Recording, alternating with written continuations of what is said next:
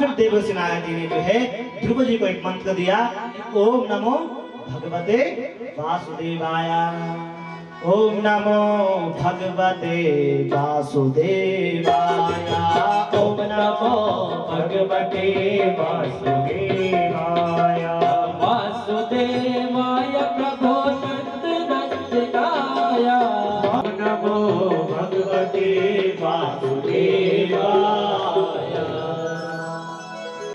अब क्या करने लगे कि त्रिगातान्ते त्रिगातान्ते कफिता पदगासनम आत्मगत्यानुसारेण निन्ने अर्चयन हरिं महा। 3 दिन तक कुछ नहीं खाते, 3 दिन तक बिल्कुल भूखे गए थे, और तीसरे दिन सायंकाल को जो है क्या करते, कफिता पदगासन, केले का फल खाते। और सबसे पहले पूजा किसकी होती है हमारे यहाँ, गणपति जी की, ठीक। अब भगवान गणेश जी को क्या चढ़ता है, केले का। तो पहले महीने की जो पूजा की, जब किया 3 दिन तक कुछ नहीं खाते, तीसरे दिन जो है कदली फल खाते, केले का फल खाते, मानो भगवान गणपति को वंदन किया पहले। अद्वितीय मासनो प्राप्ते षष्ठे षष्ठ बके दिने, जब तपस्या का दूसरा महीना प्रारंभ हुआ तो 6 दिन तक कुछ नहीं खाते, और छठे दिन क्या करते, पत्ते तोड़ते, पत्ते खाते। भजन का तीसरा महीना प्रारंभ हुआ, 9 दिन तक कुछ नहीं खाते, और 9वें दिन सायंकाल को क्या करते, जल का पान करते, अपना व्रत जो है बोलते। और चतुर्थे मासने प्राप्ते, चौथा महीना आया, 12 दिन तक कुछ नहीं खाते, और 12वें दिन केवल हवा को पीते और अपना जीवन अपनी तपस्या करते। अब 5वां महीना लगा ध्रुव जी की तपस्या का। अब पंचमे मासनो प्राप्ते जित श्वासा नृपात्मजा, और जब 5वां महीना प्रारंभ हुआ तो केले का फल खाना बंद कर दिया, पत्ते खाने बंद कर दिए, जल पीना बंद कर दिया, हवा पीनी बंद कर दी, और सांसें रोक दी। और जैसे ध्रुव जी ने सांसें रोकी, पूरी दुनिया की सांसें चलने बंद हो गई, सबकी सांसें बंद हो गई। किस किस की, मनुष्यों की, जितने जीव जंतु थे सबके, और यहाँ तक कि देवता भी जो है सांस लेने में दिक्कत होने लगी और तड़पने लगे। अभी सांस लेने में सबको दिक्कत होने लगी थी, तो कितनी दिक्कत हो गई थी, पूरे देश में कितनी दिक्कत हो गई। तो नेवो नेवम विदानो भगवन का गोधम चराचरस्याखिल सत्वधाम्ना। और जब ध्रुव जी ने सांसें बंद कर दी तो देवताओं की सांसें भी बंद हो गई, और जब देवताओं की सांसें बंद हो गई तो सब देवता तड़पने लगे कि हाय मैं मर गया, हाय मैं मर गया, हाय मैं मर गया। सब भगवान विष्णु के पास गए कि भगवान विष्णु हमारी सांसें नहीं चल रही हैं, कुछ करो, हम मरने वाले हैं। तो भगवान ने कहा चिंता मत करो। कहा क्या, क्यों चिंता न करें, सांस निकल रहे हैं, प्राण निकलने वाले, सांस बंद हो गई तो क्यों चिंता न करें। कहा एक मेरा भक्त है, कौन, ध्रुव, और उसने इस समय सांसें बंद कर दिए हैं, इसलिए जो है सबकी सांसें बंद हो गई हैं। अब तुम चिंता मत करो, मैं उसके दर्शन करने जाता हूं। क्या कहा, सुनो बात बड़ी ध्यान से। भगवान के दर्शन करने सब जाते हैं ना, तब भगवान ने कहा मैं उसको दर्शन देने जाता हूं या उसके दर्शन करने जाता हूं, तो आप चिंता मत करो। भगवान अपने वाहन में बैठे और तुरंत जो है उस मधुवन में पहुंचे। और जब मधुवन में भगवान पहुंचे तो ध्रुव जी आंखें बंद थी, तो जो झांकी अंदर बैठी हुई थी ना, वो भगवान ने अपनी माया से बाहर निकाल दी, और जब बाहर निकाल दी तो आंखें खुल गई और तड़पने लगे ध्रुव जी। और जब ध्रुव जी तड़पने लगे तो आंखें खोली तो सामने कौन दिखाई दिया, मेरा बांके बिहारी। बोलो बांके बिहारी लाल की जय। जैसे ही ध्रुव जी की सांसें चलने लगी, सबको आराम मिलने लगा, ठीक, सबके सांसें चलने लगी। अब ध्रुव जी के सामने भगवान खड़े, कितने मिनट हो गए, 10 मिनट, फिर हुई है 20 मिनट, फिर हुआ आधा घंटा। अब ना तो ध्रुव जी ने कुछ कहा और ना भगवान ने कुछ कहा, और जब आधा घंटा हो गया तो भगवान को आई हंसी। अब भगवान हंस पड़े तो भगवान को देख के ध्रुव जी भी हंस पड़े, और जब ध्रुव जी हंसे तो ऊपर जो आकाश में देवता थे वो भी हंस पड़े। और जब वो आकाश के देवता हंसे तो सुखदेव जी कथा सुना के राजा परीक्षित को, उनको भी आई हंसी, वो भी हंस पड़े। अब कथा कौन सुनागा था, सुन रहा था? राजा परीक्षित, हजारों संत। और जब राजा परीक्षित हंसे तो सारे संत जो है हंस पड़े। अब उनको देख के मैं भी हंस पड़ा, अब मुझे देख के आप भी हंसो। तो यहाँ जो है बंधुओं, सुखदेव जी से राजा परीक्षित ने सुखदेव जी से पूछा कि आप ये बताइए कि भगवान क्यों हंसे। तो सुखदेव जी ने कहा भगवान इसलिए हंसे कि भगवान ने सोचा 10 मिनट हुए, 20 मिनट हुए, 30 मिनट हो गए, ये कुछ बोलता क्यों नहीं। आज ध्रुव जी का क्यों हंसे? कहा ध्रुव जी मन में विचार करने लगे मुझे तो कुछ बोलना आता ही नहीं है, तो बोलूं क्या। उनको तब हंसी। तो कहा देवता क्यों हंसे? तो कहा देवता इसलिए हंसे कि यदि भगवान हमारे सामने इतनी देर तक रहते तो हम तो पूरी चिट्ठी बना देते, किस चीज की, कि जो जो हमें चाहिए था अच्छी अच्छी भगवान को पकड़ा देते कि हमारी ये सब कामनाएं जो है पूर्ण हो जाएं। तो राजा परीक्षित ने कहा चलो देवता आप क्यों हंसे? तो सुखदेव कहते मैं इसलिए हंसा कि मैंने सोचा जब बांके बिहारी मिल गया है तो फिर और चीज की क्या आवश्यकता है। तो तब सुखदेव ने राजा परीक्षित से पूछा अब आप बताइए आप क्यों हंसे। तो राजा परीक्षित ने कहा कि मैं इसलिए हंसा कि आपने कथा नहीं सुना गए, आप साक्षात बांके बिहारी के दर्शन करा गए हैं। तो कहा ये हजारों संत क्यों हंसे? कहा धन्य है परीक्षित आपके लिए कि आपके बहाने जो है हमें भी बांके बिहारी के दर्शन हो गए। बोलो बांके बिहारी लाल की जय। और तब भगवान ने क्या किया, अपना शंख निकाला और ध्रुव जी के गाल पे लगाया, ऐसे टच कराया। और जब ध्रुव जी के गाल पे लगाया तो मुखम करोति वाचालम पंगुं लंघयते गिरिं यत्कृपातमहं बंधे परमानंदम चिन्मादपम। मुखम करोति वाचालम, जिस पे भगवान की कृपा हो जाती है ना वह मूक व्यक्ति बोल पड़ता है। अब हम जब कथा में बैठते हैं तो रोज सोचते हैं कि बोलना क्या है, आज कुछ समझ में नहीं आता है, रोज सोचना पड़ता है कि बोलना क्या है। और जब यहाँ बैठते हैं तो वहां के भी आगे अपना बुलाते हैं, नहीं तो जब तक हम यहाँ पे बैठे नहीं सोचते हैं कि आज कैसे बोलेंगे, क्या बोलेंगे, कैसी कथा होगी आज। पर कौन बुलाता है? मुखम करोति वाचालम, जो मूक व्यक्ति हो वो बोलने लगता है, किसकी कृपा से? उस बांके बिहारी की कृपा से। पंगुं लंघयते गिरिं, और जो लंगड़ा व्यक्ति है वो पहाड़ को लांघ जाता है। यत्कृपातमहं बंधे, जिस पे उसकी कृपा हो जाती है। जा पर कृपा राम की होई, ता पर कृपा करें सब कोई। जिस पे बांके बिहारी प्रसन्न हो जाए उस पे फिर पूरी दुनिया जो है प्रसन्न हो जाती है। बोलो बांके बिहारी लाल की जय। अब जब गाल में शंख लगाया आज ध्रुव जी सारे वेद वेदांत का पाठ बोलने लगे और भगवान की स्तुति करने लगे कि योन्ता प्रविश्य मम वाचमिमां प्रसुप्ता संजीवयस्यखिल शक्तिधरा स्वधाम्ना अन्यास हस्तचरणा श्रवणात्वगादि प्राणा नमो भगवते पुरुषाय तुभ्यं।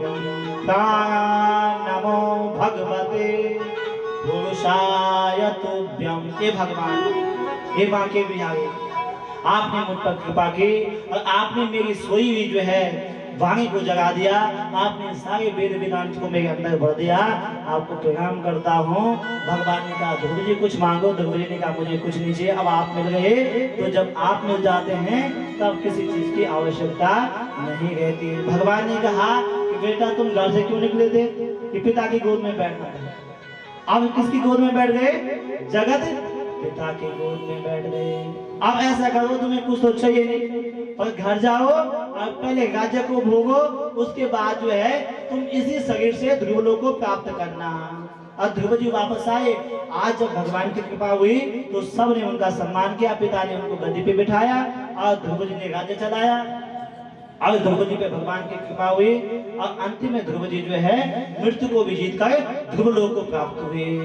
इसी वंश में आगे उत्कल हुए, उत्कल के वंश में अंग हुए, अंग के वंश में जो है बेन हुए और बेन के यहाँ जो है बेन के शरीर का मंथन हुआ और वहाँ भगवान पृथु अवतार हुआ। बोलो पृथु भगवान की। इसी वंश में आगे प्राचीन बड़े हुए और उनको देवसी नारद जी ने जो है पुरंजन उपाख्यान सुनाया और चौथे स्कंद ने लिया विराम। अब कितने स्कंद हैं? 10वें स्कंद में भगवान का जन्म हुआ, 4 स्कंद पूरे हुए। अब कितने बीच में? अब वो गिनती कर लो आप, ठीक है। और अब समय हो गए 5:30। अब कथा की होती 2 विधि, 2 पद्धति होती है कथा की। एक होती व्यास पद्धति, जो मैं अभी सुना रहा था आपको, वो व्यास पद्धति थी कि समझा समझा के सुना रहा था मैं, ताकि कोई खाली ना जाए यहाँ से। जो यहाँ आया है कुछ ना कुछ लेके जाए। अब सुनाऊंगा मैं आपको हनुमान पद्धति से, क्योंकि कहां पहुंचना है? 10वें स्कंद में। और यहां से जाना है कहां? मथुरा। और मथुरा से भगवान को पहुंचाना है गोकुल, ठीक है। तो अब मैं हनुमान जी की पद्धति, हनुमान जी को आपने देखा होगा एक पेड़ से दूसरे पेड़। अब मैं ऐसी छलांग लगाऊंगा, ठीक है, समाज विधि में कि प्रिय वर दो तान पादो तीसरा कन्या सजगिरा आकृति देवभूति सा कसुते गिति विश्वतः। स्वयं मनु और शत्रुपा की कितनी संतान हुई थी? 5। 4 की कथा मैंने आपको बता दी। अब बचे एक प्रिय वर। इनके वंश में जो है ऋषभदेव भगवान का जन्म हुआ। बोलो ऋषभदेव भगवान की। और ऋषभदेव की 100 संतानें हुई। 9 संतानों जो है संन्यास ले लिया और एक दिन ऋषभदेव ने जो है सारे बच्चों को जो है अपने पास बुलाया।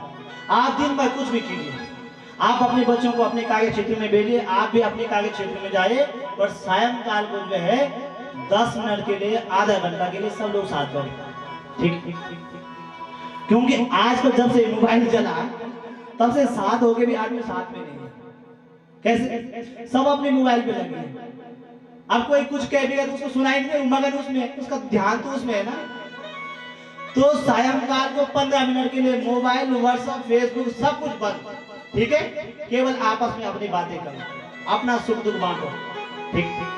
तो आज ऋषभदेव ने अपनी सारी संतानों को बुलाया और उनसे कहा, बेटा तुम क्या करते हो?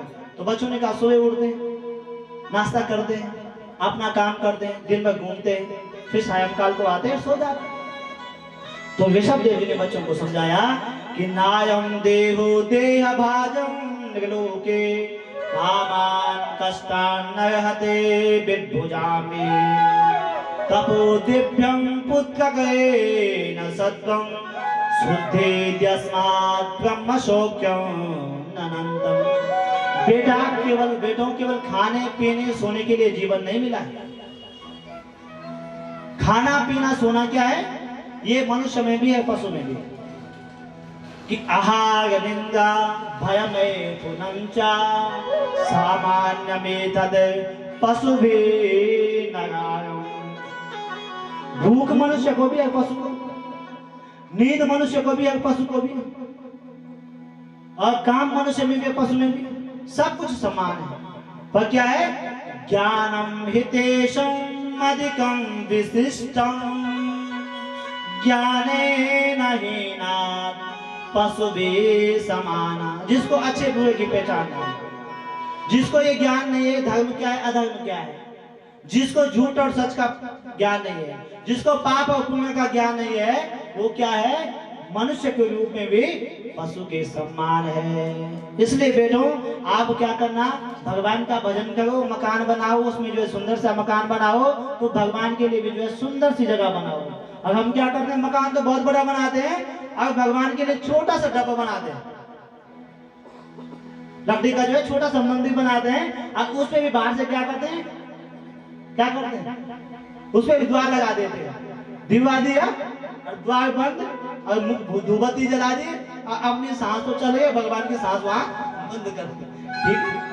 तो उस बंद घर में बनाओ तो सबसे बढ़िया सुंदर मंदिर बनाओ, उसमें अपने बांके बिहारी को बैठाओ। आपने जिसको आप मानते हो उसको बिठाओ। और ये मत सोचो कि ये भगवान की मूर्ति है, चांदी की है, लोहे की है, तांबे की है। ये सोचो कि ये भगवान साक्षात मेरे परमात्मा हैं। अब परमात्मा का चिंतन करो बेटा, इसलिए जीवन मिला है। तो उनके जो बड़े पुत्र थे उनका नाम था भरत जी। और जो है सत्संग में कई लोग बैठे होते हैं और सत्संग उतरता है, ज्ञान उतरता है 2-4 लोगों के अंदर, 2-4 लोगों के अंदर जो ज्ञान उतरता है। तो सब बच्चे बैठे हुए हैं, भगत जी के अंदर ज्ञान उतरा। पिताजी कहते हैं कि भगवान का भजन ही जो है सर्वोपरि है दुनिया में। और हमारा लक्ष्य क्या होना चाहिए? लक्ष्य क्या होना चाहिए हमारा? परमात्मा की प्राप्ति। ठीक है। भगत जी महाराज घर को छोड़ के गए, अपने बेटे को राजगद्दी पे बिठाया और सीधे जो है नेपाल में गंडकी नदी के पास गए। अब भगवान की माला जपने लगे। अब जब भगवान की माला जपने लगे, एक दिन नदी में स्नान करने के लिए गए। और उस समय नदी ने उनको क्या दिखाई दिया? एक मृग का बच्चा, मृग शावक जो है नदी में बह गया। तो उन्होंने उसको बचा दिया। अब बचा दिया तो वो अपनी कुटिया में ले गए, क्योंकि ठंड थी बहुत और बच्चा ठिठुर रहा था। मृग शावक अपनी कुटिया में ले गए, उसका लालन पालन करने लगे। अब लालन पालन करने लगे तो उस पे मन लग गया। भगत जी का होता है ना, जिस किससे प्रेम हो जाता है, तो उस पे जो है वो मन लग गया। अब माला जपते थे, 200 माला डेली जपते थे, माला तो छूट गई। अब जो है उसको घुमाते, उसका पालन पोषण करते, घर से गाछ पात छोड़ के आए भगवान का भजन करने। और यहाँ जो है उस मृग शावक के प्रेम में जो है फंस गए। अब एक दिन मृग का बच्चा था, वो जो है जब बड़ा हुआ तो वो जंगल में भाग गया मृगों के साथ। ठीक है।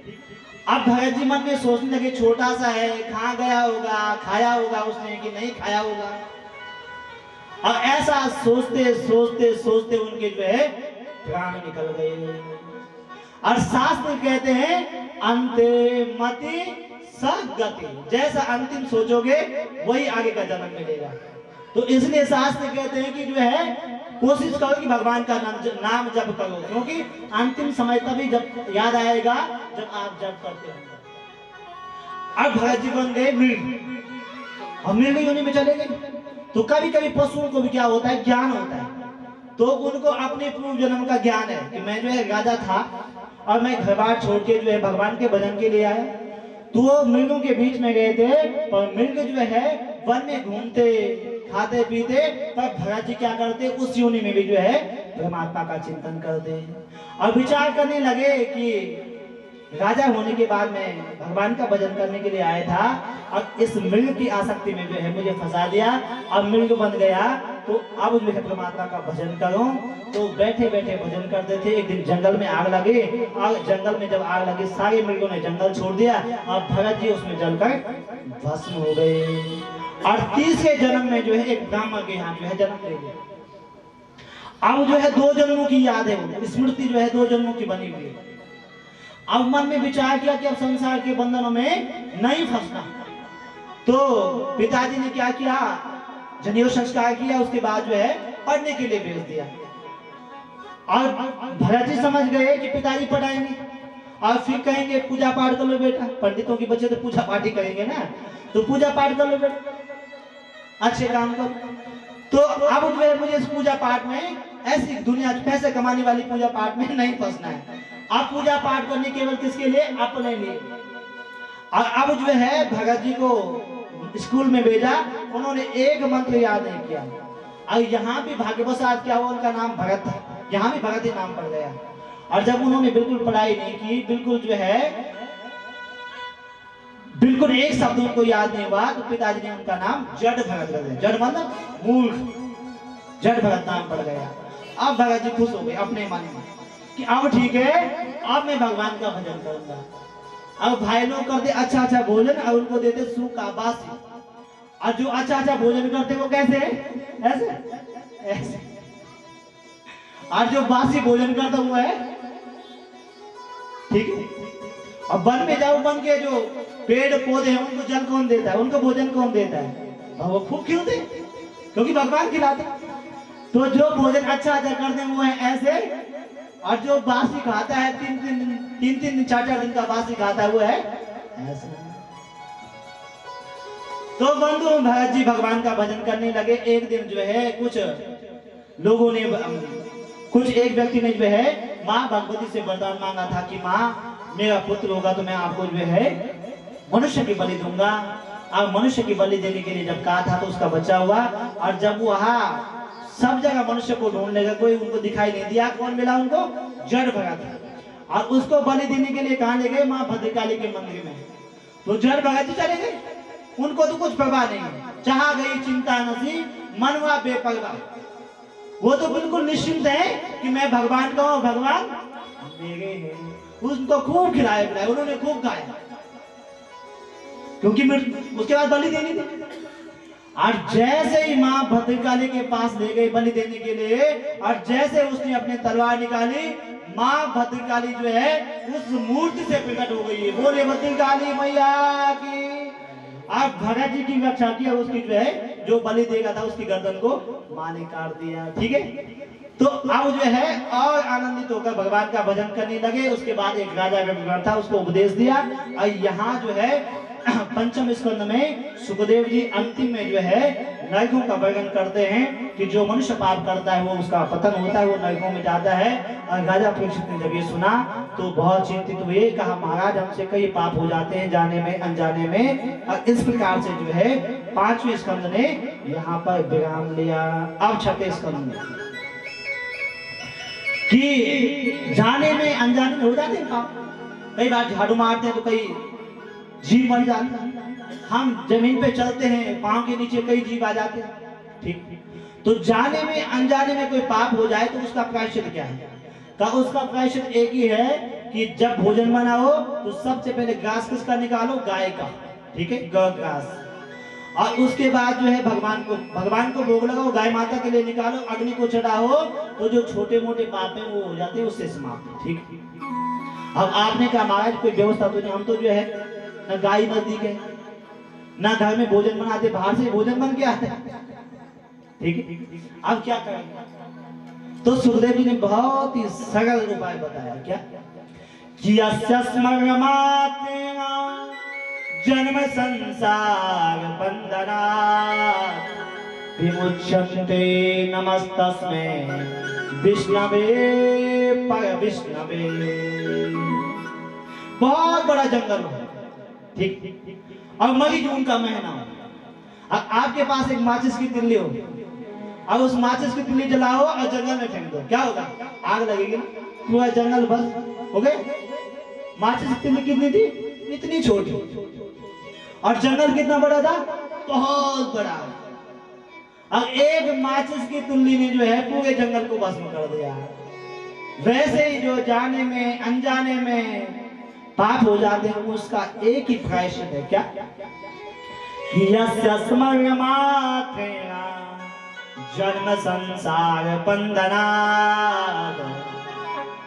भगवान का स्मरण, भगवान का स्मरण ऐसे ही है जैसे वो माचिस की तिल्ली है ना जो पूरे जंगल को भस्म कर देती है, वैसे भगवान का नाम क्या है? सारे पापों को भस्म कर देता है। तो केचिद केवलया भक्त्या वासुदेव परायणा। केवल एक ही उपाय है, भगवान का नाम। अतर एक कथा सुनाई कि कन्या कुब्जे दुजा कश्चिद दासे पति अजामिलः नामनो नष्ट सदाचारा दास्या संसर्ग दूषितः। कन्या में ब्रह्म रहता था और दास्या संसर्ग दूषिता, वहां पूजा करता था, पाठ करता था, परंतु उसकी मन की वृत्ति और संसार को देख के बदल गई। उसने पूजा पाठ छोड़ दी और जो है डकैती डालने लगा, चोरी करने लगा, और ऐसे ही काम जो है करने लगा। एक दिन संतों ने क्या किया? संत उस अजामिल के यहाँ गए और उस अजामिल को कहा कि भैया संतों को कुछ दक्षिणा देनी पड़ देनी, कोई संत आते मांगने या कोई संत द्वार पे आ जाए फिर हम आ जाए कुछ देना। वैसे हम आप लोगों के यहाँ आए। अजामिल को कहा कुछ दान दो भाई, कुछ दक्षिणा दो। तो अजामिल ने कहा कि भाई मैं तो डाकू हूँ, मैं तो सबसे दक्षिणा क्या करता हूँ? लेता हूँ, देता किसी को नहीं। ठीक है, तो उन संतों ने कहा कि महाराज हमें ऐसी दक्षिणा नहीं चाहिए, क्योंकि वो उसका जीवन बदलना चाहते थे। उन्होंने कहा हमें एक ही दक्षिणा दे दो कि आपकी संतान कितनी? का 9। कहा अब एक जो है होने वाला है 10वां। ठीक है, तो का एक काम करना, जो अब बच्चा होगा उसका नाम भगवान के नाम से रख लेना। पहले के नाम जितने भी होते थे, किसी का नाम शांति, किसी का नाम उर्मिला, किसी का नाम जो है सुभद्रा, ऐसे नाम होते थे ना पहले, ठीक है। किसी का नाम राजा राम, किसी का नाम, सब भगवान के नाम से जुड़ते हुए, जैसे हमारी यजमानी का नाम देवेश, ठीक है। तो सबके नाम जो भगवान से के नाम से जुड़ते होते थे। तो आप एक काम करना, अपना बेटा जो होगा उसका नाम नारायण रख देना, यही हमारी दक्षिणा है। तो उस डाकू ने कहा ये कौन सी बड़ी बात है, मैं रख दूंगा, ये दक्षिणा तो कोई बड़ी बात नहीं है। अब उसने अपने बेटे का नाम नारायण रख दिया। और जब अब क्या है, सबसे छोटा बेटा है, हर समय साथ रहता है, जहां भी जाते साथ लेके जाते हैं। हर समय क्या होता है, नारायण ये काम कर ले, नारायण यहाँ जा, हर समय उसका नाम लेते हैं। अब बुढ़ापा आ गया, अब बुढ़ापा आ गया तो मरने वाला था। तो यमराज के दूत आए, उसने कथा सुनी थी कि यमराज के दूत बड़े भयानक होते हैं, बड़े लंबे होते हैं, काले होते हैं, दिखने में बड़े क्रूर के होते हैं। तो जब उसने उनको देखा तो उसको कोई दिखाई नहीं दिया, और सामने उसका बेटा खेल रहा था, कौन, नारायण। दूरे क्रीडन काम सकता पुत्र नारायण वहा। और जब वह यमराज के दूतों से भयभीत हुआ बंधुओं, तो उसने किसी की याद नहीं आई, किसकी याद आई, अपने बेटे की। इसलिए लोग नाम पहले क्या रखते थे, भगवान के नाम से जुड़ते हुए रखते थे, ताकि उस नारायण का नाम याद ना आए, पर जो अपना बेटा है उसका नाम तो याद आएगा ही आएगा। और जोर से आवाज लगाई, बेटा नारायण मुझे बचाओ, मुझे बचाओ। अब वो नारायण तो सुना नहीं, पर किसने सुन दिया, ऊपर वाले नारायण ने सुन दिया, जो बैकुंठ में बैठा हुआ है, उसने सुन लिया। और जब उसने सुना तो उसने अपने पार्षदों को वहां भेज दिया। और जब पार्षदों को भेजा तो वहां दो पार्षद और भी आए थे। कौन आए थे, यमराज के दूत भी आए थे, यम के दूत भी आए थे। तो वो उसको पकड़ने लगे, रस्सी से उसका गला बांधने लगे। तो तब तक भगवान के पार्षद आए, उन्होंने उनको पकड़ दिया, कहा इसका गला मत बांधना। क्यों, कहा क्योंकि इसने हमारे भगवान का नाम लिया है। किसका नाम, नारायण का नाम लिया है। अरे यम के दूतों ने कहा इसने आपके भगवान का नाम नहीं लिया है, बल्कि इसने किसका नाम लिया है, अपने बेटे का नाम लिया है। इसके बेटे का नाम भी क्या है, नारायण। तो भगवान के दूतों ने कहा तुम ये बताओ कि पहले इसका बेटा हुआ कि पहले हमारा वो नारायण, कौन सा वाला हुआ, पहले किसका जन्म हुआ, उसका कि इसका। कहा पहले तो उसी का हुआ। तो कहा जब उसका पहले नाम हुआ तो पहले उसी का नाम लिया इसने, इसलिए तुम इसको नहीं ले जा सकते हैं। और भगवान के पार्षदों को जो है डांट करके वापस भेज दिया। अब वो वापस गए तो यमराज ने पूछा भाई उस सजामी को जो दुष्ट था, पापी था, उसको लेके आए। और कहा, उन्होंने कहा कहां से लेके आते, वहां तो जो है दो व्यक्ति आए, दो पार्षद आए विमान लेके उसके लिए। तो कहा कौन थे, उन्होंने कहा कि हम भगवान नारायण के पार्षद हैं। तो कहा उसने तो अपने बेटे का नाम लिया था, तो उनकी भगवान के नारायण के पार्षद आ गए, तो हम कैसे लाते। तो यमराज ने कहा भैया तुमने ठीक किया। कहा क्यों, क्योंकि जिसने भगवान का नाम एक बार ले लिया तो उसको यहाँ मत लाना।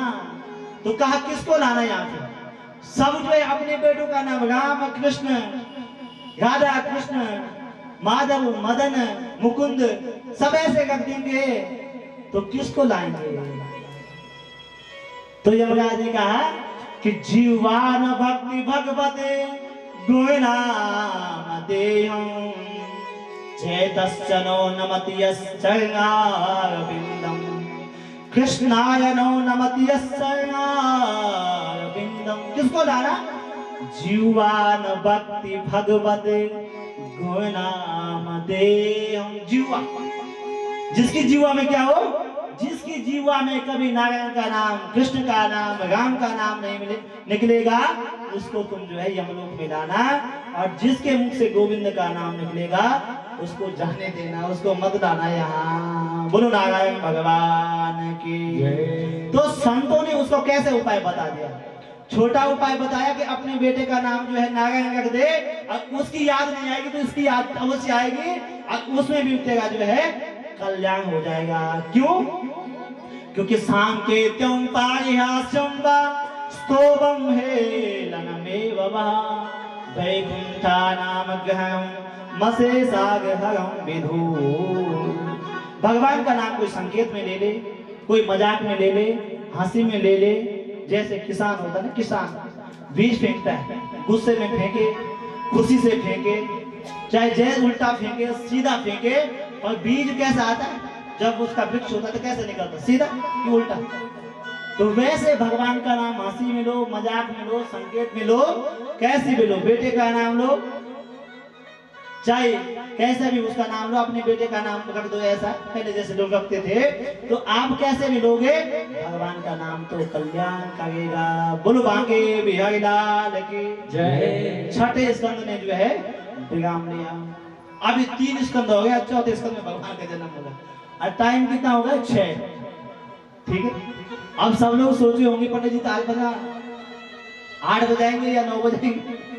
ठीक है, तो आगे जो है राजा परीक्षित ने पूछा सुखदेव जी से कि भगवान आप ये बताइए सुखदेव जी कि भगवान जो है हमेशा देवताओं का पक्ष लेते हैं, दैत्यों को जो है मारते हैं, ऐसा क्यों?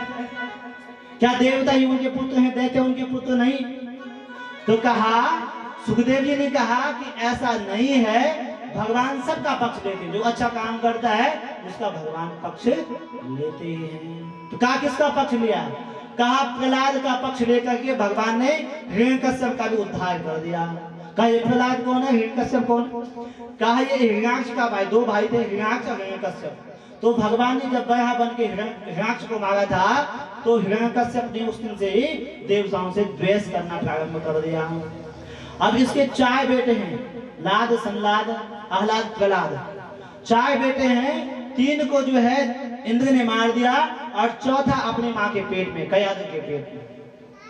और हिरण्यकश्यप जो है जंगल में तपस्या करने के लिए चले गया, परंतु जैसे ही इंद्र जो है इस कयादु के पेट में जो बालक है भगवान का भक्त है उसको मारना चाहा, तो देवर्षि नारद जी ने कहा इसको मत मारना, ये भगवान का भक्त है।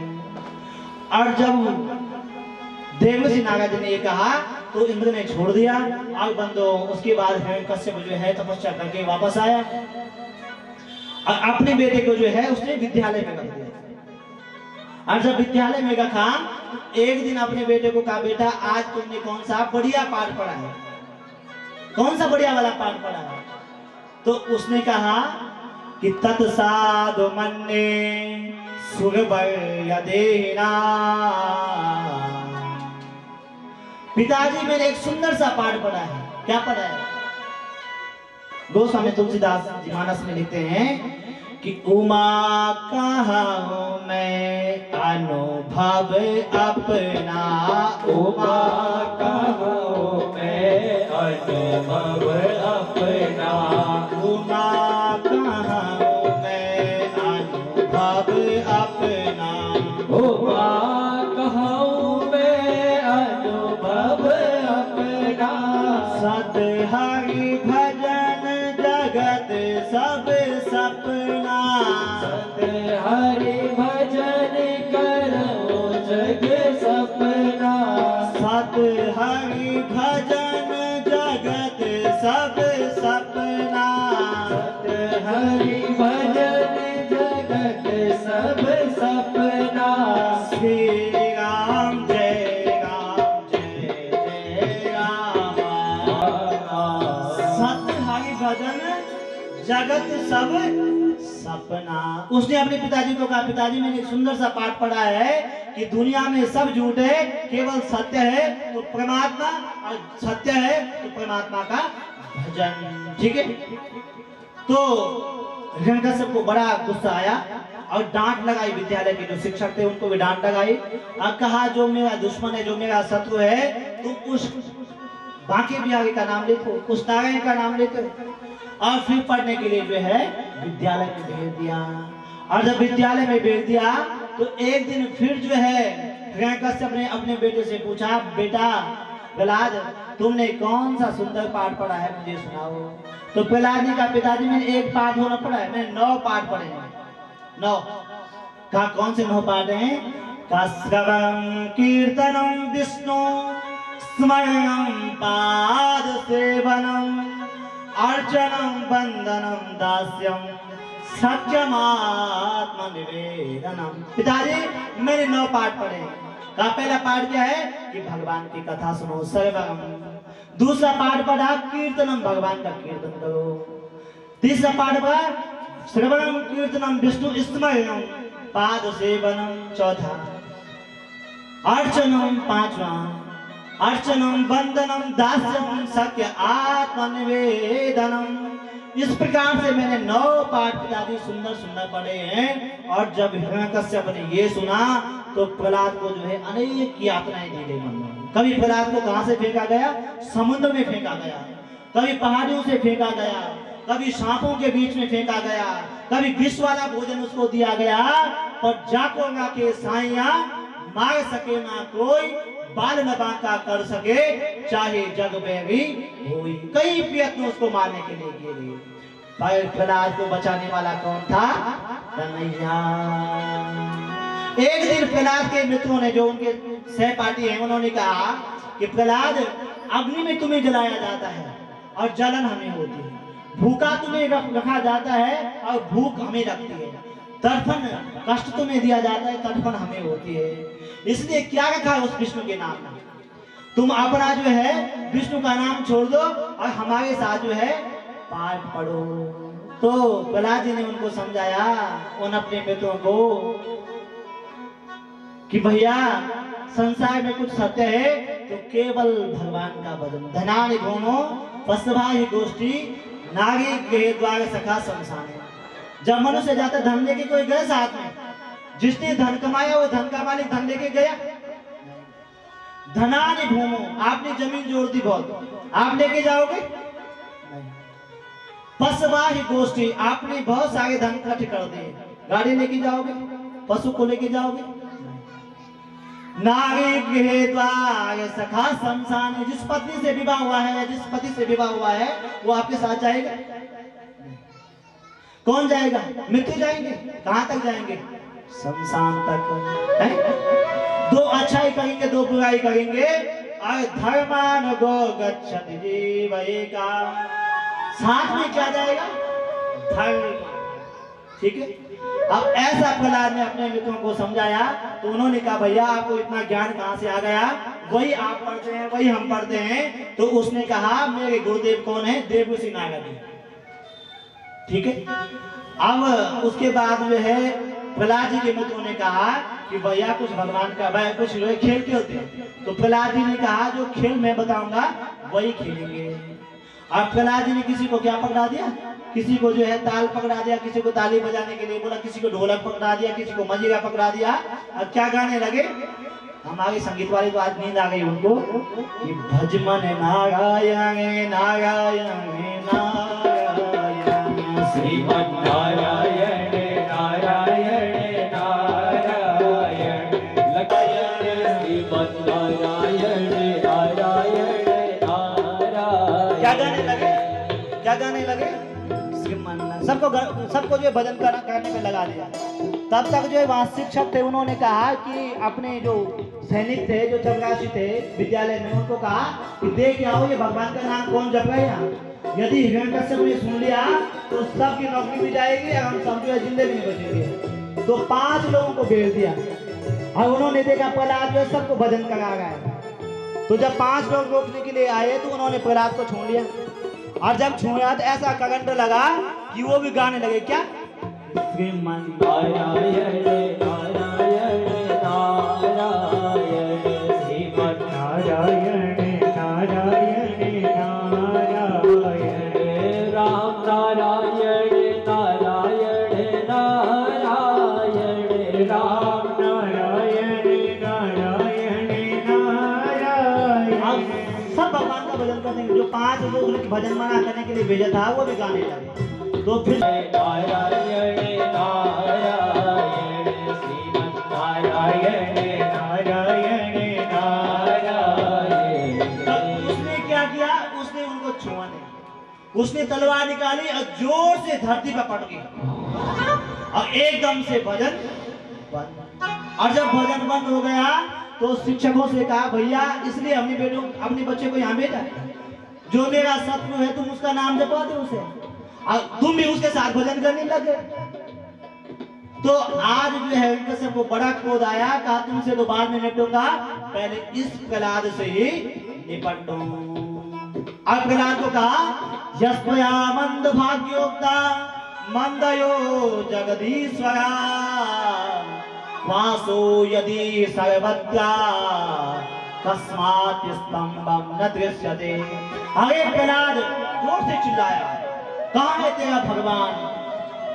प्रहलाद ने कहा पिताजी सब में है, जो मुझ में है वो तुझ में भी है, मुझ में राम तुझ में राम सब में है। कहा मुझे तो दिखाई नहीं देता। कहा पिताजी जो आपके कानों में सुनने की शक्ति है वो भगवान की है, जो आंखों में देखने की शक्ति है वो भगवान की है, वो परमात्मा तुझ में भी है मुझ में भी है। तो जोर से चिल्लाया अरे तेरा भगवान पूर्व में है? तो प्रहलाद जी ने कहा जी पिताजी। अरे तेरा भगवान पश्चिम में भी है? कहा जी पिताजी। अरे तेरा भगवान उत्तर में है? कहा जी पिताजी। अरे दक्षिण में भी है? कहा जी पिताजी। अरे सब जगह तेरा भगवान है, तो ये खंबा सामने पे लगा है यस्तया मंद भाग्योक्तम मंदयो जगदीश्वरा वासो यदि सर्वत्र कस्मात् स्तंभं न दृश्यते। यदि तेरा भगवान सब जगह है तो क्या इस खंबे में भी है? प्रहलाद ने कहा जी पिताजी मुझे विश्वास है कि मेरा भगवान इस खंबे में भी है। और हिरण्यकश्यप ने तलवार उठाई और खंबे पे जोर से प्रहार किया और खंबा फटा और वहां से नरसिंह भगवान प्रकट हो गए। बोले नरसिंह भगवान की जय। बड़ा विकराल रूप में भगवान का अवतार हुआ। अब बंधुओं उसके बाद जो है दिन का समय था और भगवान ने कहा दिन में तो ये मर नहीं सकता, क्योंकि इसने वरदान मांगा था कि मैं ना दिन में मारू ना रात में मारू। तो सायंकाल की बेला आई, ये एक बेला आई और सायंकाल की जब बेला आई तो भगवान ने उसको पकड़ा है और उसको पकड़ करके दहली पे ले गए और उसको अपने दोनों जंघाओं में बिठा दिया। कहा हिरण्यकश्यप अब तुम्हें कोई बचा नहीं सकता है। उसने कहा तुम मुझे मार सकते नहीं हो। क्यों क्यों? कहा मैंने वरदान मांगा। कहा क्या मांगा? कि मैं न दिन में मारू न रात में मारू। तो भगवान ने कहा ये कौन सी बेला है? कहा न दिन है न रात है, क्या है? सायंकाल की बेला है। कहा मैं जो है न दिन में मारो न रात में मारो, न धरती में मारो न आकाश में मारो। तो भगवान ने कहा तुम कहाँ हो? भगवान ने कहा बिठाया हुआ था अपनी दोनों जंघाओं पे। कहा न तुम धरती में हो न तुम आकाश में हो, तुम कहाँ हो? मेरी जंघाओं में। तो कहा फिर भी तुम मुझे नहीं मार सकते। कहा क्यों? क्योंकि मैंने वरदान मांगा है कि मैं 12 महीने होते हैं एक साल में, मैं 12 महीने में नहीं मर सकता हूँ। तो भगवान ने कहा मैंने एक महीना और बनाया, क्या? पुरुषोत्तम मास, अधिक मास, इसलिए जो है ये 12 महीने नहीं। उसने कहा फिर भी तुम मुझे नहीं मार सकते। कहा क्यों? क्योंकि मैंने भगवान से वरदान मांगा था कि विधाता ब्रह्मा जी तुम्हारी सृष्टि में जो भी उत्पन्न होगा वो मुझे कोई मार नहीं सकता है। कहा तो अब एक बात बताओ कि ब्रह्मा को तो उत्पन्न मैंने किया है ना, उसने मुझे उत्पन्न नहीं किया, इसलिए मैं ब्रह्मा की सृष्टि से अलग हूँ। कहा फिर भी तुम मुझे नहीं मार सकते। मैंने कहा था कि न मैं मनुष्य से मारूं, न मैं जो है राक्षस से मारूं, न पशु से मारूं, किसी से मेरी मृत्यु न हो। तो भगवान ने कहा तुम ये बताओ मैं मनुष्य हूं या पशु? अब भगवान कैसे? नर सिंह, सिंह का तो सिंह है और नर का जो है धड़, आधा शेर है, आधा जो है पशु है, आधा मनुष्य है। भगवान ने कहा अब तुम्हें कोई बचा नहीं सकता है। और भगवान ने तुरंत उसकी छाती फाड़ी और उसकी जीवन लीला समाप्त कर दी। यहाँ भगवान ने प्रहलाद जी को बचाया। और बंधु भगवान ने प्रहलाद से कहा कि प्रहलाद जी कुछ मांगो, सत्यम विधातुम निजभृत्यवासितम व्याप्तिं च भूतेषु हृदेषु चात्मना। भगवान जो है एक भक्त के वचन को पूरा करने के लिए भगवान उस खंबे से प्रकट हो गए। उसके बाद भगवान ने कहा प्रहलाद तुम कुछ मांगो। तो प्रहलाद ने कहा कि भगवान क्या मांगो, क्योंकि मुझे तो वो मिला है जो आज तक किसी को नहीं मिला। क्या मिला? कि क्वाहं गजा प्रभव ईशतमोधिकेस्मिन् जाते श्वेत कला तवानुकंप्या न ब्राह्मणो न तु भवस्य न वेगमाया यन्मे पिता शिरसि पद्मकरा प्रसादः मैं क्या मांगू, मुझे तो वो मिला है जो दुनिया में किसी को नहीं मिला है। कहा क्या मिला? कहा आप ये बताइए कि आपने कभी लक्ष्मी जी को अपनी गोद में बिठाया? भगवान ने कहा मुझे तो भाई याद नहीं है ऐसे। ठीक है, तो कहा ये बताइए कि कहा कभी आपने शिव जी को गोद में बिठा के उनके सिर पे ऐसा हाथ लगाया? हाँ भैया ये भी मुझे याद नहीं है। तो क्वा हम गजा प्रभु ईश तमो दिकेस्मिन जाते सुरे तय कुले तवानुकंपा ना ब्रह्मणो न तो भवस्य न वे रमाया। आपने लक्ष्मी को कभी गोद में नहीं बिठाया, शिव जी का आपने कभी सिर में मालिश नहीं की, आपने मुझे अपनी गोद में बिठाया है, मेरे सिर में हाथ फेरे हैं, इससे बड़ा कोई सौभाग्य मेरा हो सकता है? बोले बांके बिहारी लाल की जय। और यहाँ पे बंद हो 7वें स्कंद ने विराम लिया। अब 8वां 9वां, ठीक है, आज तो 12 बजेंगे पूरे, अभी तो 6 बजे ना। तो आसीत गिरिवरो गाजस्त्रिकूटाय विश्रुतः क्षीरोतेना पिताश्रमा योजनामृतमुच्छितः। आसीत गिरिवरो गाजा, भगवान सुखदेव कहते हैं राजा परीक्षित ऐसा नहीं है कि हम भगवान को याद नहीं करते हैं, भगवान को याद सब करते हैं। जितने संसार में प्राणी हैं, कोई छुप के याद करता होगा, कोई दिखा के याद करता होगा, तो याद सब करते हैं, क्योंकि सबको पता है कि इस दुनिया से जाना भी है। ठीक है, इसलिए याद सब करते हैं। और कब करते हैं? दुख में। कल भी मैंने कहा था कि दुख में सुमिरन सब करे, सुख में सुमिरे न कोई, जो सुख में सुमिरन करे दुख काहे कोई। तो एक पावन कथा जो है सुखदेव जी सुना रहे हैं कि एक जो है गजराज था, आसीत गिरिवरो राजा त्रिकूटा इति विश्रुता। एक त्रिकूट नाम का पर्वत है, उसमें एक हाथी रहता है जो जंगल का राजा है। और वो जंगल का राजा है तो उसकी क्या है 50 पत्नियां हैं, 100 पुत्र हैं। और वो पूरे जंगल में जो है जब वो चलता है तो उसकी जय जयकार होती है। बोले गजराज महाराज की जय जयकार होती है। और जब जय जयकार होने लगी तो उसका जो है चेहरा फूलने लगा। ठीक है, अब वो सोचने लगा कि पूरे जगत का स्वामी तो मैं हूं। एक दिन क्या हुआ, वही हाथी जो है तालाब में जो है समुद्र में जो है स्नान करने के लिए गया। स्नान करने के लिए गया तो वहां उसने जो है जब स्नान करने बैठा तो समुद्र में गहरे मगरमच्छ ने जो है उस हाथी का पांव पकड़ दिया। और जब हाथी का पांव पकड़ा तो उसने देखा कि कोई छोटा मोटा जीव होगा, और जब ये पता लगेगा कि भाई ये तो गजराज है, राजा है, तो छोड़ दे। परंतु कुछ देर हुई और मगरमच्छ ने जो है उसको और जल में नीचे खींचा। और जब उसका निर्बल के बल जब उसका बल जो है कम होने लगा तो उसने क्या किया, अपनी पत्नियों को आवाज लगाई, पत्नियां आई, अपने बेटों को आवाज लगाई, बेटे आए, और सब ने हाथी के सूंड में सूंड मिलाया और सब हाथी को खींचने लगे। परंतु खींचते खींचते खींचते 15-20 दिन बीत गए और हाथी को मगरमच्छ ने छोड़ा ही नहीं।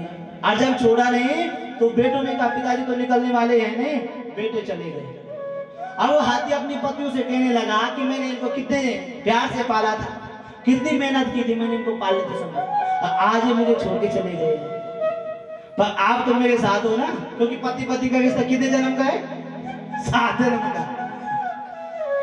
तो 7 जन्म का रिश्ता है तो आप तो कहोगे। उन्होंने कहा हम तो कहेंगे जब तक आप जो है निकले नहीं बाहर तब तक हम आपके साथ हैं। परंतु बंधुओं खींचते फिर जो है जो हाथी की पत्नी है उन्होंने खींचा, 1 महीना और हो गए, हाथी नहीं निकला तो उन्होंने भी जो है उसको छोड़ दिया। और जब पत्नियों ने भी छोड़ दिया, बच्चों ने भी छोड़ दिया, तो अब क्या हुआ कि अब उसको लगा कि अब तो मौत जो है निश्चित है। तो उसने क्या किया, अभी मैंने आपको कहा था कि निर्बल का बल राम। तो उसने क्या किया कि उसने प्रार्थना की कि हे भगवान जिसने इस जगत को बनाया है, जो सब में बोलने की शक्ति देता है, सब में सुनने की शक्ति देता है, सब में देखने की शक्ति देता है, वो भगवान मुझे बचाए। आकाश में देवता बैठे हुए, तो ब्रह्मा जी ने कहा यदि मेरा नाम लेता तो मैं तो पक्का जाता पहचानता। पर इसने कहा जो जगत को बनाता है जो चलने की शक्ति देता है, बोलने की शक्ति देता है, जब इसने मेरा नाम ही नहीं लिया तो मैं क्यों जाऊं? तब तक ब्रह्मा जी के बगल में माँ भगवती दुर्गा बैठी हुई थी। तो दुर्गा जी ने कहा, अरे इतने नाम मेरे हैं, दुर्गा कहता, वैष्णवी कहता, चामुंडा कहता, चंद्रवदनी कहता, जो इसके मन में आता, धारी देवी कहता, तो मैं अवश्य ही जाता। पर जब इसने मेरा नाम ही नहीं लिया तो मैं क्यों जाऊं? तब तक शिव जी बगल में थे। तो शिव जी ने कहा, इसको कुछ नहीं आता था तो भोले बाबा कह देते, और भोले बाबा कहता तो मैं चले जाता, इसको बचाता। पर जब इसने मेरा नाम नहीं लिया तो मैं भी क्यों जाऊं? और तब बांके बिहारी ने सोचा, अकामा सर्व कामो बा मोक्ष काम उधारी, जो किसी का नाम नहीं है वो मेरा नाम है। और बांके बिहारी जो है उसको बचाने के लिए तुरंत गए, और तुरंत जैसे गए भगवान ने अपने सुदर्शन चक्र चलाया, और जो मगरमच्छ था उसका धड़ अलग हो गया, उसकी मृत्यु हो गई, और उसको बचा दिया। तो यहाँ परीक्षित जी ने जो है सुखदेव जी से पूछा कि बचाने गए थे किसको? हाथी को, पर उद्धार कर दिया किसका? मगरमच्छ का। क्यों? क्योंकि वो तो जैसे भगवान के सुदर्शन से उसकी मृत्यु हुई, वो बैकुंठ चले गए। तो कहा आपने तो बैकुंठ उसको भेज दिया। तो सुखदेव जी ने कहा कि भैया, कि जो मुझे नहीं बल्कि मेरे भगत का हाथ पकड़ता है, पांव पकड़ ले, हाथ पकड़ ले, तो मैं पहले जो मेरे भक्त का हाथ पकड़ ले, पांव पकड़ ले, उसको पकड़ ले, पहले मैं उसका उद्धार करता हूँ। ठीक है? बोले बांके बिहारी लाल की जय। गजेंद्र मोक्ष जो है, गजेंद्र भगवान की कृपा हुई। आगे सुखदेव जी कहते हैं राजा परीक्षित से कि जो पूजा में चढ़ गया, फूल फल जो भी भगवान को चढ़ाते हैं, यह प्रयत्न करना चाहिए कि कभी हमारे पांव के नीचे ना आए। एक बार दुर्वासा ऋषि जो है भगवान के वैकुंठ धाम से आए और इंद्र लोक में गए। इंद्र ने उनका बड़ा स्वागत किया, और दुर्वासा जी को भगवान ने एक माला दी थी, तो दुर्वासा जी ने इंद्र को दे दी। और इंद्र ने क्या किया, उस माला को हाथी के गले में डाल दिया।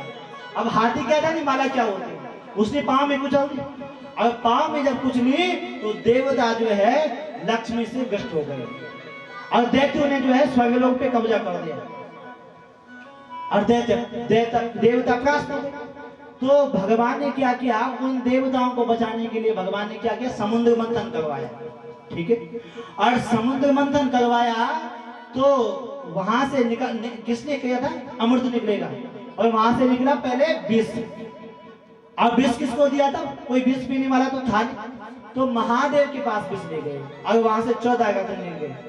लक्ष्मी कौस्तुभारिजातक सुरा धनवंतरे चंद्रमा धेनो कामदुदे सुरेश्वर गजोर्गंभादिदे वांगना अश्वा सप्तमुखो विषम हरिधनो शंकोमृतम चाबुदे रत्नानि चतुर्दशा प्रतिदिनम कुर्वन्तु नो मंगलम। 14 रत्न निकले। अंतिम में जो है अमृत निकला। भगवान धनवंतरी अमृत कलश लेके आए, और दैत्यों ने अमृत कलश छीन ले देवताओं से।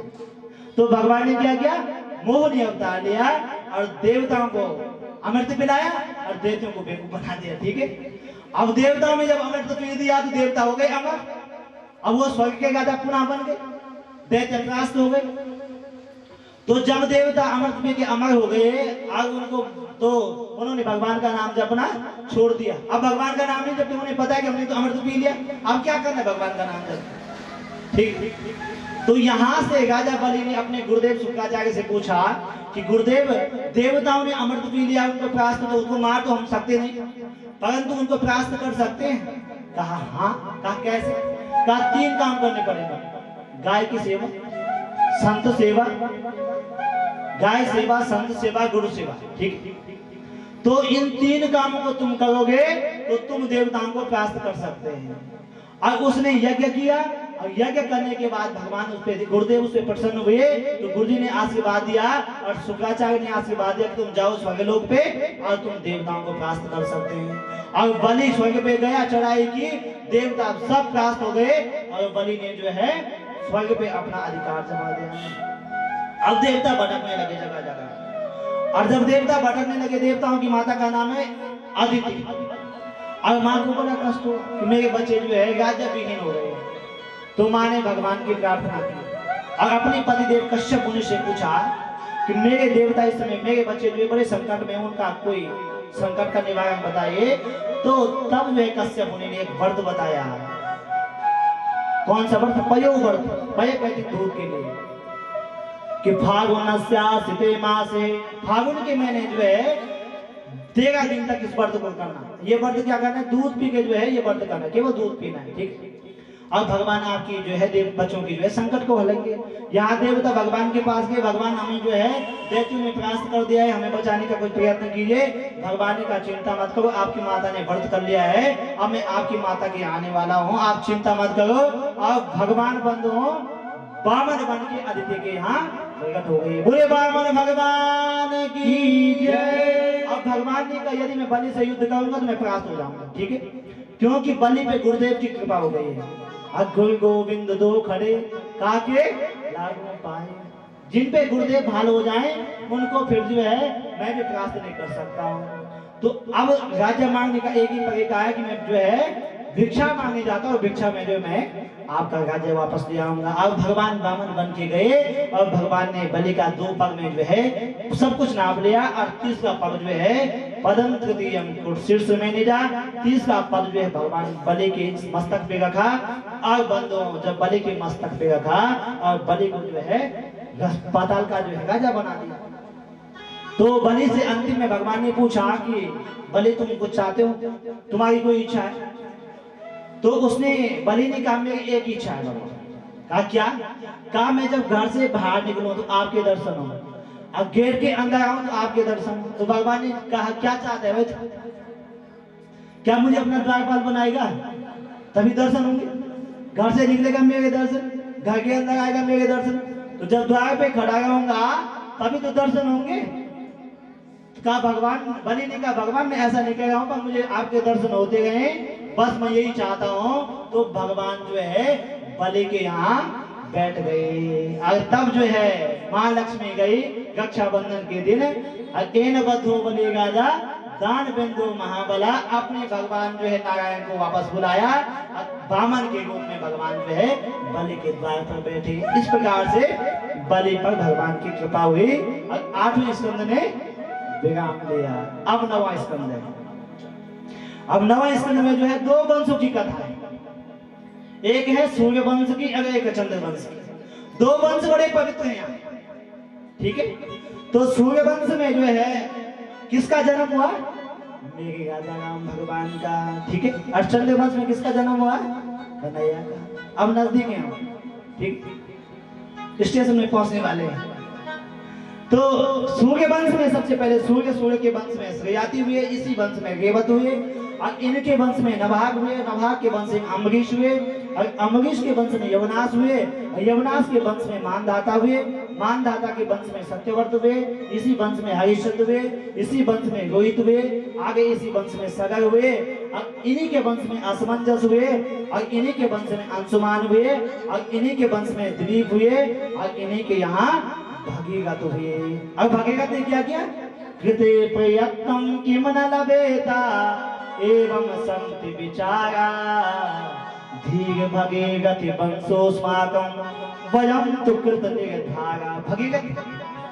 भगीरथ किसका नाम है? गंगा का। भगीरथ ने जो है गंगा को धरती पे लाया अपने वंशजों का उद्धार करने के लिए, ठीक है। तो इसी वंश में भगीरथ हुए, आगे ऋतुपर्य हुए, इसी वंश में सौदास हुए, सौदास के नारी कवच हुए, इसी वंश में खड्गवांग हुए, फिर इसी वंश में दिलीप हुए, और दिलीप के वंश में रघु हुए, रघु के वंश में अज हुए, और इनके यहाँ राजा दशरथ हुए। एक बार भूपति मन माई, एक बार भूपति मन हाई, एक बार भूपति मन माई, एक बार भूपति मन माही, है गलानी मोरे सुत नाई, है गलानी मोरे सुत नानी, है गलानी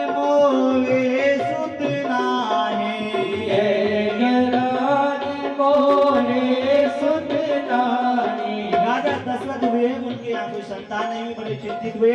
अपने गुरुदेव से यज्ञ करवाया, और जब यज्ञ करवाया तो उनके यहाँ क्या हुआ कि 9वें तिथि मधुमास पुनीता, 9वें तिथि मधुमास पुनीता, 9वें तिथि मधुमास पुनीता, 9वें तिथि मधुमास पुनीता, शुक्ल पक्ष अभिजित हरि पीता, शुक्ल पक्ष अभिजित अभिदीता, शुक्ल पक्ष अभिजित हरि पीता, शुक्ल पक्ष अभिजित अभिदीता। श्री राम जय राम जय राम, श्री राम जय राम जय जय राम, श्री राम जय राम जय जय राम, श्री राम जय राम जय जय राम। तिथि मधुमास पुनीता, 9वें तिथि मधुमास पुनीता, 9वें तिथि मधुमास पुनीता, 9वीं तिथि मधुमास पुनीता, शुक्ल पक्ष अभिजित हरितेता। 9वीं तिथि आई, मधुमास कहते हैं, क्षेत्र मास आया, और ठीक 9वीं तिथि के दिन में 12 बजे जो है राजा रामचंद्र जो है 4 रूप में प्रकट हुए। बोलो राजा रामचंद्र भगवान की जय। सबसे वाले छोटे वाले भैया का नाम क्या है? शत्रुघ्न, जिनके नाम से जो है शत्रुओं का नाश हो जाता है। अब आप खुश तो नहीं होंगे, कोई शत्रु होगा कि हम शत्रुघ्न का नाम लेंगे और शत्रुओं का नाश हो जाएगा। जो मन में बैठे शत्रु हैं उनका नाश होगा। ठीक, उनकी पत्नी का नाम है सुरति कीर्ति। सुरति कहते हैं वेद के लिए, जो वेद की कीर्ति को सुने उसे कहते हैं सुरति कीर्ति। और उनके भाई दूसरे हुए लक्ष्मण, जिनके जीवन का एक ही लक्ष्य है परमात्मा को पाना। उनकी पत्नी का नाम है उर्मिला, जिसके मतलब हृदय में जिसके भगवान को पाने के लिए ये कि भगवान कब मिले। और तीसरे भैया है भरत, जो प्रेम से भाव से सबको भर देते हैं। उनकी पत्नी का नाम है मांडुक्या, सब में मातृ भाव देखना। अब है हमारे राजा राम, उनकी पत्नी कौन है? सीता। उद्भव स्थिति संहार कारण क्लेश हार, सबके क्लेशों को हटने वाले। और तब है भगवान राम, रम्यन्ते योगिनानंद नित्यानंदे चिदात्मने इति गांव पदे नासु ब्रह्मा विधीयते। बोलो राजा रामचंद्र भगवान की जय। अब जो है हम चंद्रवंश में चलते हैं। ठीक है, चंद्रवंश में जो है सबसे पहले भगवान विष्णु की नाभि से जो है ब्रह्मा जी हुए, ब्रह्मा के अत्रि मुनि हुए, उनके यहाँ चंद्रमा हुए, उनके बुध हुए, और इसी वंश में पुलगवा हुए, इसी वंश में आगे नहुस हुए, और इसी वंश में यदु हुए, और इसी वंश में अजमेर हुए, और अजमेर के वंश में देववीर हुए, और देववीर के वंश में सूरसेन हुए, और सूरसेन के वंश में वसुदेव हुए। और वसुदेव का विवाह किसके साथ हुआ? देवकी के साथ। और देवकी के साथ विवाह हुआ। अब भगवान कन्हैया का जन्म हुआ। कन्हैया का जन्म हुआ मथुरा में, गए गोकुल में, फिर गए वृंदावन में, फिर गए मथुरा में, और फिर गए द्वारिका में। अब कथा हो गई, हो गए जन्म, हो गए जन्म, हो गए नहीं? इतना हुआ, इतना सुखदेव जी ने कहा, और सुखदेव जी हो गए चुप। कथा करने वाला चुप हो जाएगी तो सुखोता क्या करेंगे? उड़ के चले जाएंगे। अब तो सुखोता सोचे गए होंगे कि टाइम ज्यादा हो गया, अगर ब्याह से छोड़ी तो हम जाएंगे। ठीक है, तो कथा हो गई बिल्कुल बंद। अब भगवान का जन्म कहाँ हुआ? 10वें स्कंद में। सब स्कंद मैंने आपको बता दिया, कहीं साय विधि में, कहीं व्यास विधि में, कहीं समास विधि में। ठीक है, तो सारे स्कंद बता दिया। भगवान का जन्म हुआ 10वें स्कंद में। अब जब नवदा भक्ति पूर्ण हो जाती है तो कब भगवान का जन्म होता है? 10वें में भगवान की प्राप्ति होती है। बच्चे का जन्म कब होता है? कितने महीने में होता है? 10वें महीने। ठीक है, अब बाकी भी आगे भी जो है 10वें महीने यहाँ आए, 10वें स्कंद में जो है आए, क्योंकि ये क्या है, हृदय है। अब भगवान कहाँ आते, हृदय में। कि कथितो वंश विस्तारो भवतो सोम सूर्या राज्ञा चो भय वंशाना चरितम परमाद्भुतम। कथा हो गई बंद। और तब जब 2 मिनट बाद फिर राजा परीक्षित ने सुखदेव जी से पूछा, उनसे पूछने की किसी की हिम्मत है नहीं। वैसे व्यास गति की एक अपनी विशेषता होती है कि व्यास गति में आगे कोई पूछ नहीं सकता, ठीक, ये विशेषता है, ये सम्मान व्यास गति का, ठीक। तो वहां भी कोई पूछने वाला नहीं था, पर तब राजा परीक्षित ने साहस करके पूछा कि भगवान आपने 2 वंशों की कथा सुनाई, किस किस वंश की, सूर्य वंश के, चंद्र वंश की। अब मैंने आपसे वंशों की कथा नहीं पूछी थी, मैंने किसकी कथा पूछी थी, बंसी वाले की। मैंने तो बंसी वाले की कथा पूछी थी, आपने तो मुझे वंशों की कथा सुना के 7 बजा दिया, ठीक है।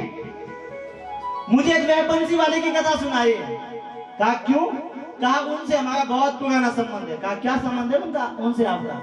क्या पिता महा में समरे मगंजये देवा प्रतध्यास्ति रथेस्ति मिंगिले दुर्गत्य रवसे न सागरं कृत्वा तरणवस्य पदस्मय पल्लवा। मेरे पिता महापांडव कितने थे, 5 भाई, और कौरव कितने थे, 100 भाई। और उनको बचाने के लिए क्या किया भगवान ने, कन्हैया ने पांडवों का साथ दिया, दिया कि नहीं दिया।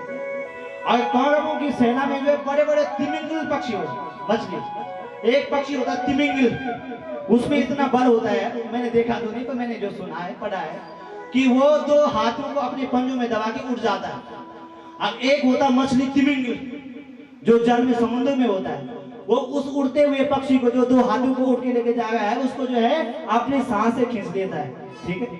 तो ऐसे भीष्म पितामह, द्रोणाचार्य, कर्ण, विकर्ण, दुशासन, दुर्योधन, जहां कौरवों की सेना में बड़े बड़े थे योद्धा, वहां में पांडवों के पास, हमारे बाबा लोगों के पास क्या था, केवल कन्हैया। इसलिए उनकी कथा सुनना चाहता हूं।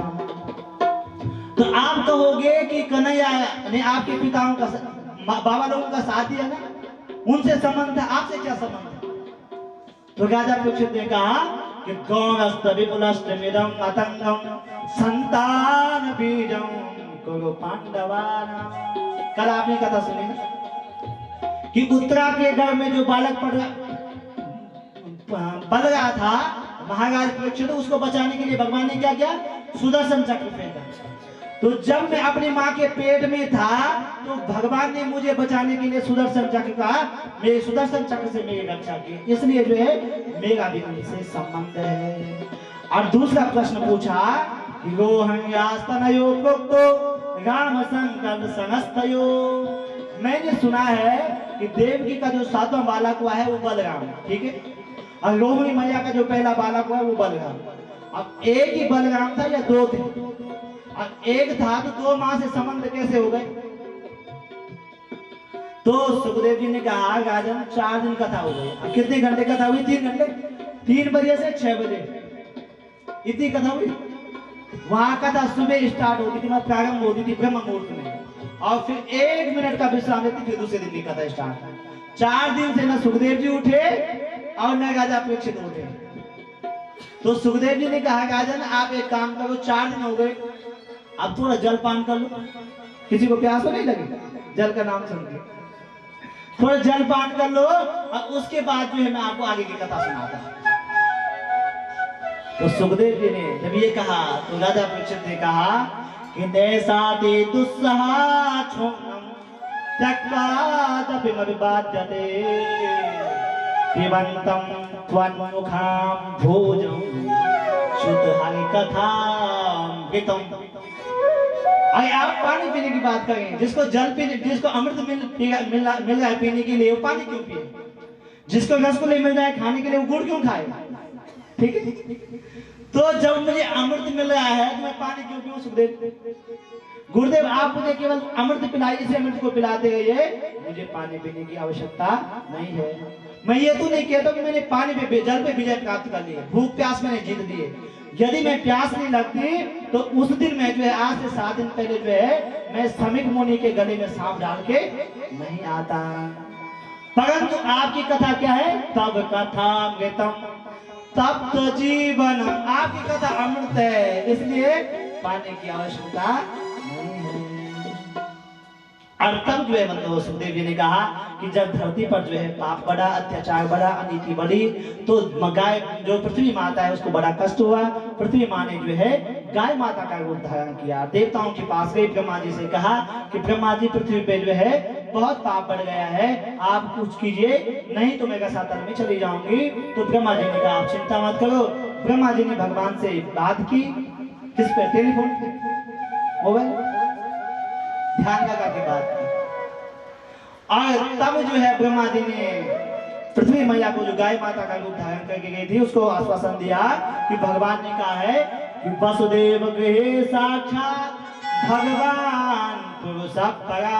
आप चिंता मत करो, मैं धरती का भार उतारने के लिए वसुदेव और देवकी के यहाँ आने वाला हूँ। बोलो बांके बिहारी लाल की जय। आप सब लोग जाग जाओ, और जिसके मुख में सुस्ती है वो सब सुस्ती हटा दो अपने मुख की, क्योंकि अब कन्हैया आने वाले। और जहाँ कन्हैया आते हैं फिर वहां सुस्ती तो रहती नहीं, ठीक है, आलस से भाग जाता है, ठीक है, भागे है सबका, तैयार है ना गोकुल जाने के लिए। तो वसुदेव गृहे साक्षात भगवान को परा, वसुदेव और देवकी के यहाँ जो है मैं जन्म लूंगा, ठीक। और यहाँ से जो है कंस ने क्या किया, अपनी चचेरी बहन का विवाह कर दिया देवकी के साथ, देवकी का विवाह वसुदेव जी के साथ कर दिया। और जब वसुदेव जी और देवकी को छोड़ने के लिए कंस जा रहा था, तो उसी समय आकाशवाणी हुई कि पति पानी गृहं कंसं मां भास्याः सरीरवान् अस्य स्वाम अष्टमो गर्भो हन्यन्तां वहसे बुधे। आकाशवाणी भी, आकाशवाणी ने कहा कि इसका जो 8वां बालक होगा ना वो आपका काल होगा। और जब कंस ने ये सुना कि इसका 8वां बालक मेरा काल होगा, तलवार निकाली और अपनी बहन को मारने लगा। और वसुदेव जी ने कंस को रोका, क्योंकि पति का मतलब जो पत्नी की रक्षा कर सके। इसलिए राष्ट्रपति जो शब्द होता है, चाहे महिला बने चाहे कोई पुरुष बने, राष्ट्रपति तो राष्ट्रपति कहते, ठीक है। पति मतलब जो रक्षा करने वाला हो। और हाथ पकड़ा कि कंस आप ऐसा क्यों कर रहे हो, आपकी जो इज्जत है वो सम्मान है वो तो धूमिल हो जाएगा। और बहन को क्यों मार रहे हो? क्योंकि मृत्यु जन्म बताम वीरा देहेना सहजायते। जब बच्चे का जन्म होता है तो हम लोग क्या कहते हैं, क्या कहते हैं, क्या कहते हैं हम लोग? बच्चे का जब जन्म होता है हो गया, हो गया, बोल दे, हो गया, सभी बोल, हो गया, मतलब जन्म भी हो गया और मृत्यु भी उसी दिन निश्चित हो जाती है।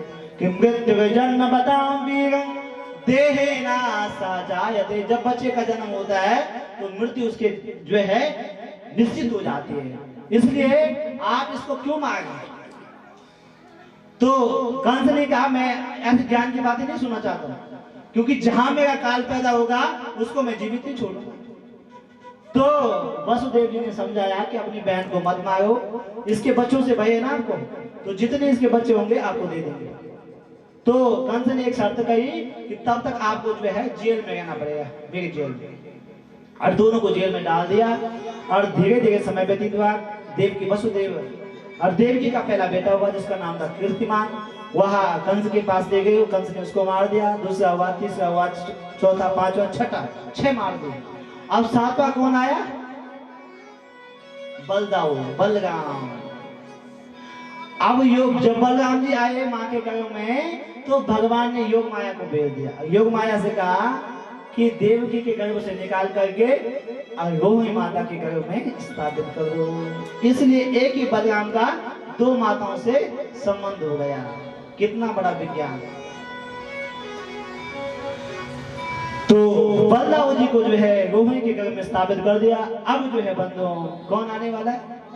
कन्हैया।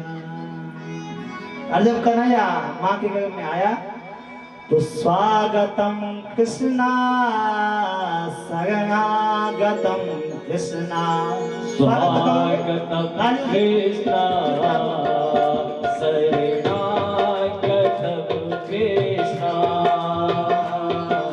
शरणागतम अभिनंदनम कृष्णा, स्वागतम। गाइए सब जय हो।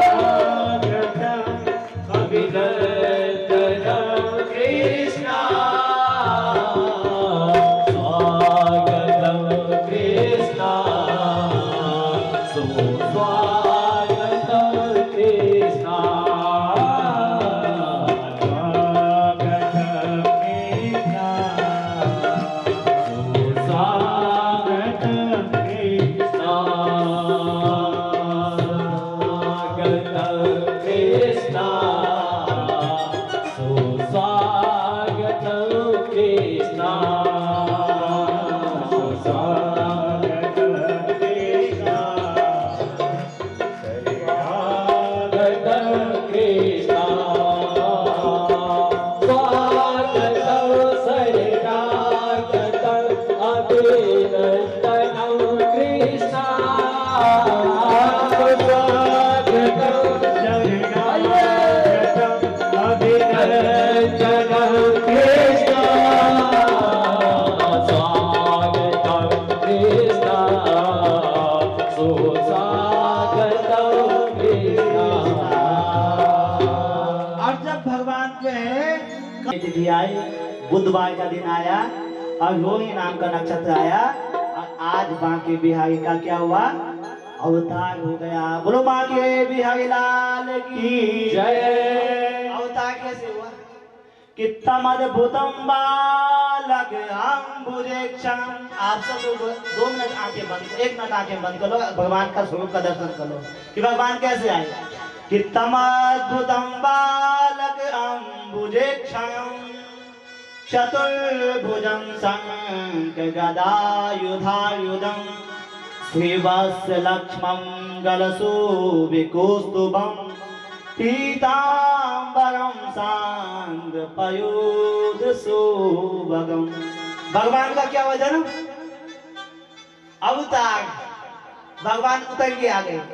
अब आए कैसे, छोटा बच्चा कि तमद्भुतम बालक अम्बुजेक्षम आया तो है, पर कैसे आया है, अद्भुत रूप में। अद्भुत क्या है कि बच्चा कैसे आता है, छोटा। कन्हैया क्या है, बड़ा बन गया। बच्चे के कितने हाथ होते हैं, 2 हाथ, और कन्हैया चतुर्भुज रूप में। बच्चा कैसे कपड़े पहन के आता है, आता कोई बच्चा कपड़े पहन के पैदा हुआ, पर भगवान क्या है, पीताम्बर पहन के आए। तमद्भुतम बालक अम्बुजेक्षम चतुर्भुजं शंख गदायुधायुधम श्री वत्सलक्ष्मं, गल में वो कौस्तुभ माला पहनी हुई है। अब भगवान का सुंदर स्वरूप। तो माँ ने कहा, वसुदेव ने कहा कि देवकी ने कहा, हमने तो आपको क्या बुलाया था, बच्चा बन के बुलाया था, बेटा बन के बुलाया था, आप कैसे आ गए, पिताजी बन के आ गए। आप तो पिताजी बन के आ गए, हमने तो बेटा बुलाया था। तो भगवान ने कहा मैं पिताजी बन के इसलिए आया क्योंकि जैसे यहाँ बच्चों का जन्म होता है तो कंस आ जाता है, इसलिए मैं चक्र लेके हाथ में आया, शंख लेके आया, गदा लेके आया कि जैसे मैं जाऊंगा कंस आएगा मैं उसको मार दूंगा। तो माँ देवकी ने कहा कि भैया बेटा मैंने आपको पिता के रूप में नहीं बुलाया था, बालक के रूप में बुलाया था। तो भगवान ने कहा बालक तो मैं बन जाऊंगा, पर फिर क्या होगा, मैं आपको बचा नहीं पाऊंगा, आपको मुझे बचाना पड़ेगा। तो देवकी ने कहा हम कैसे बचाएंगे आप। तो भगवान ने सारी पट्टी पढ़ा दी, क्या कि मैं छोटा बनूंगा, यहाँ से गोकुल ले जाना, गोकुल में इसी समय जो एक कन्या का जन्म हुआ उसको यहाँ लेके आ जाना। अब उनके हाथ में तो क्या बनी हुई, हथकड़ियां बनी। पर जब भगवान आता है, जब परमात्मा आता है तो जीव के सारे बंधन खुल जाते हैं, क्योंकि जो माया में पड़े वो क्या है, जीवात्मा, और जो माया से पड़े वो महात्मा, और जो दुनिया को न जाए वो क्या है, परमात्मा। ठीक। तो जैसे ही कन्हैया छोटे बने, चाहे हाथे 2 हाथ बन गए, कपड़े उतार दिए और छोटे बन गए, तो सबके जैसे उन्होंने पकड़ने के लिए हाथ बढ़ाए, सबके बंधन खुल गए। जब परमात्मा आता है तो जीवन के सारे बंधन खुल जाते हैं। और छोटे से कन्हैया बने, और कन्हैया जब छोटे बने तो वहां पे एक जो है टोकरी थी या सूप था, जो भी था, उसमें वसुदेव जी ने जो है उनको बिठाया, और रात की ठीक 12 बजे भयानक मूसलाधार बारिश, और उस बारिश में जो है यमुना ने भयंकर रूप धारण कर लिया। भगवान ने अपना चरण नीचे दिया, यमुना भगवान की पटरानी है, यमुना वसुदेव जी के घुटनों तक आ गई। आई वसुदेव जी कन्हैया को लेके कहाँ गए, गोकुल में। और गोकुल में कन्हैया को जो है यशोदा मैया के बगल में सुला दिया, और वहां एक छोटी सी कन्या हुई, उसको लेके कहाँ आए, कंस की जेल में वापस मथुरा में। जैसे कि उस योग माया को लेके आए, सब बंधन में बंध गए। अब तक सब शांत सोए थे, जैसे योग माया आई, योग माया ने चिल्लाना प्रारंभ किया और सब जाग गए। और जब सब जाग गए तो कंस सब जागे, कहा हो गया हो गया हो गया, क्या हुआ, 8वां बच्चा हो गया। और कंस तुरंत आया, उसने उस कन्या को देखा, देवकी ने प्रार्थना की कि बेटी है ये क्या कर लेगी आपका, कहा क्या पता इसका बेटा मेरा काल बने, और तुरंत उठाया और धरती पर पटक दिया। और जब धरती पे पटक दिया तो उस कन्या ने अष्टभुजा रूप धारण किया और वो अष्टभुजा धारी बन गई। बोले अष्टभुजा धारी मैया की जय। और मैया जो है, मैया ने कहा कंस तुम्हें मारने वाला कहीं ना कहीं पैदा हो गया है। तो कंस ने कहा माँ मुझे क्षमा कर दो, पर उसका पता बता दो। मैया ने कहा पता तो मैं बताऊंगा नहीं, ठीक है। और माँ के विंध्याचल में जाकर विंध्यवासिनी वासिनी बन गई। और यहाँ से जो है बंधु, अब क्या हुआ, नंद बाबा हो गए 75 वर्ष के।